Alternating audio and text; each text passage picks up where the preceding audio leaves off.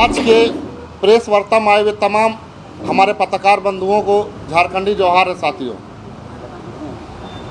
जिस तरह से आप जानते हैं कि आगामी कुछ दिनों से झारखंड जिस तरह से उथल पुथल मचा हुआ है, कुर्मियों महतों के द्वारा जो आदिवासियों का हक अधिकार छीनने के लिए आदिवासी दर्जा का मांग कर रहे हैं,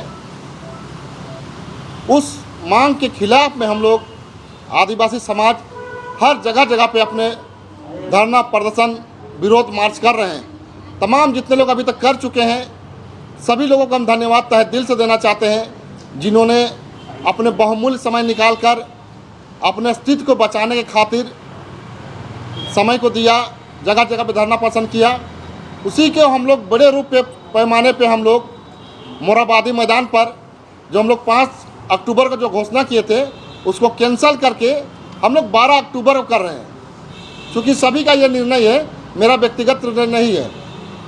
क्योंकि मैं इसलिए कर रहा हूँ कि अभी पर्व त्यौहार सटा हुआ है, उसके कारण से बहुत लोग अपने अपने घरों में अपने कामों में व्यस्त रहते हैं।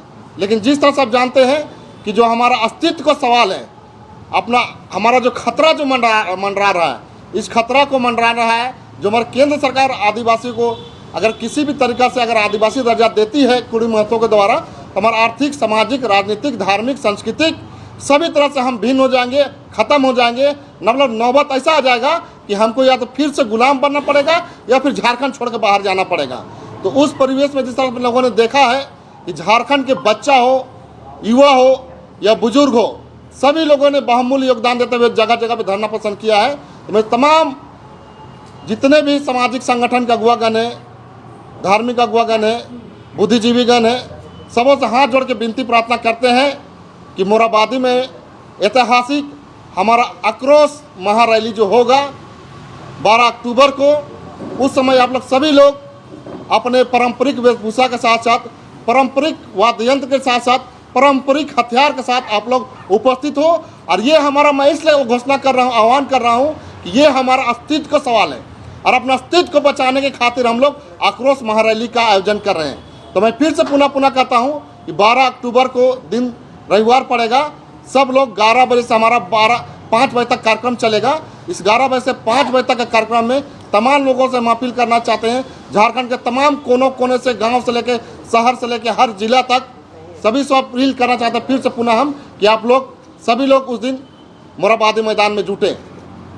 क्या करेंगे, बेसिकली क्या क्या चीज़ चर्चा होगी? देखिए, चर्चा हमारा एक ही होगा कि जितना हो सके हम लोग केंद्र सरकार को, तमाम आदिवासी संगठन के अगुवाओं है लोग लेटर लिखेंगे कि अगर आदिवासियों ने दर्जा दी जाती है तो हमारे कहाँ से नुकसान होगा।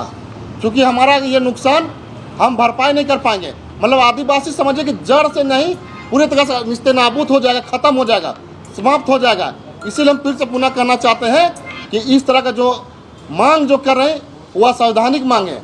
और यह संवैधानिक मांग मैं इसलिए कर रहा हूँ, जैसे वो लोग कहते हैं कि हमारा संवैधानिक मांग है, हम इसको सरकार से मांग कर रहे हैं। तो सरकार से भाई मांग करना तो आप रेल टेका क्यों कर रहे हैं? संवैधानिक आप मांग करें तो फिर आप इस तरह का अनलीगल काम क्यों कर रहे हैं जो असंवैधानिक है?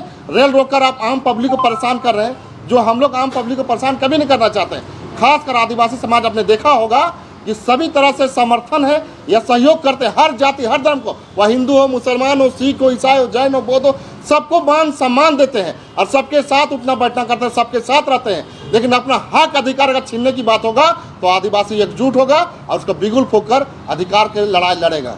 कोई आप लोग मार्च वगैरह भी उस दिन करेंगे? नहीं, मार्च नहीं, हमारा लोग मार्च करके जगह जगह से लोग आएंगे, लेकिन हमारा मेन सेंटर पॉइंट मोरहाबादी मैदान ही रहेगा। तो हमारा गलेक्शन डुंगडुंग जी है जो विस्तारपूर्वक अपनी बातों को रखेंगे और बातों को बताएंगे। सबों को जोहार। जैसे अजय भाई ने कहा कि खतरा मंडरा रहा है कि हमारा अस्तित्व निस्तेनाबूद हो जाएगा। हम लोग अभी लगातार इस विषय पर रिसर्च भी कर रहे हैं और हम लोग तथ्य, तर्क और दस्तावेज के साथ जवाब दे रहे हैं। और हम लोग को बहुत ही ऐतिहासिक तथ्य मिले हैं। यदि आप सिंहभूम का गजेटियर पढ़िएगा 1910 का, तो उसमें स्पष्ट लिखा हुआ है कि वहाँ जो आज बसे हैं कुर्मी महतो, वो बिहार से आए थे। वहाँ पे छोटा छोटा जो है कि व्यवसाय करने आए थे, पैसा इकट्ठा किया, उसके बाद ज़मीन खरीदा, और वहाँ हो गांव में जो है हाथू मुंडा बन गए।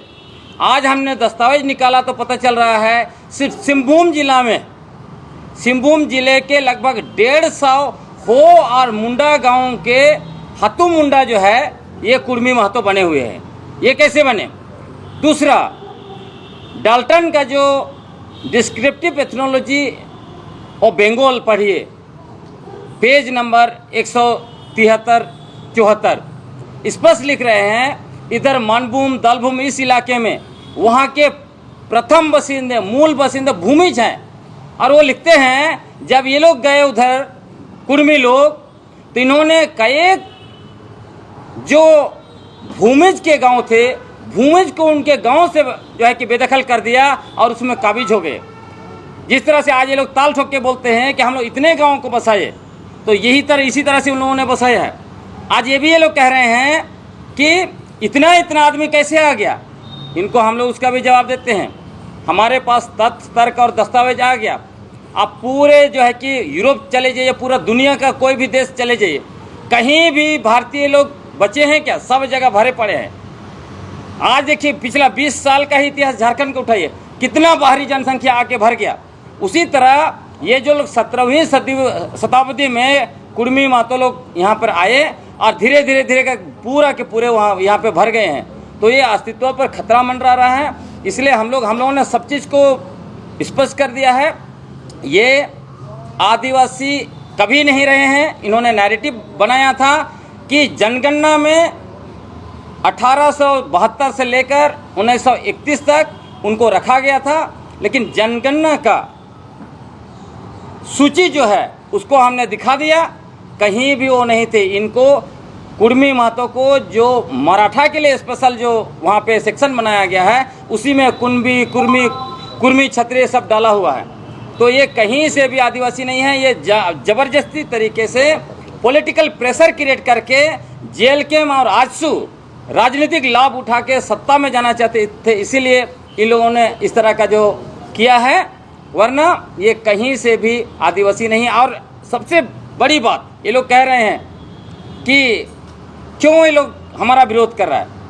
सवाल यह है, जब ये कानूनी प्रक्रिया से, संवैधानिक प्रक्रिया से होना है, तब टीआरआई ने अपना जो है कि रिपोर्ट दे दिया।